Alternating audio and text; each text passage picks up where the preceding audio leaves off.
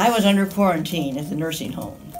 This was the quarantine for those having COVID-19, and all the patients in my wing had tested positive and were under the same rules for quarantine. A friend of mine who was a master gardener brought me some food from her garden. One of these things was a huge ripe tomato.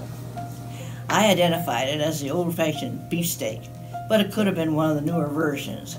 Regardless of what you called it, it was perfection itself, and it was beautiful. The lady in the room next to mine was hard of hearing. She talked in a very loud voice, and I could hear every word she said. One day she was talking to someone on the telephone. She complained, "When I left home, the tomatoes were just ripening, so I didn't get one. Now when I get back, they will all be gone, so I won't get a garden tomato this year." I thought to myself, I'd like to give her this one. I had plenty of tomatoes before I left home. I wonder if I could give her this one. So I asked a nurse if she would take it to her. The nurse replied, "That is not allowed." So I asked another nurse. I had so many pills and shots that I never lacked for nurses.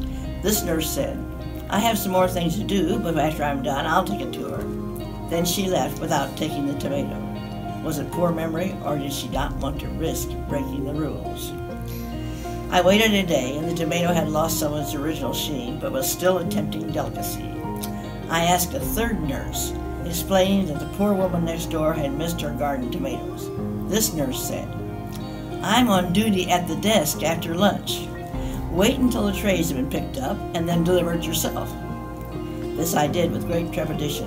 I had heard a nurse tell one patient, "Get back in your room," in a loud and demanding tone of voice, and I was determined that would never happen to me.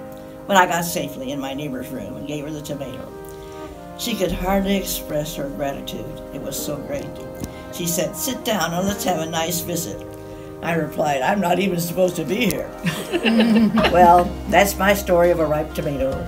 I hope I have given you a small window into what it's like to be quarantined. Please, everybody, get vaccinated.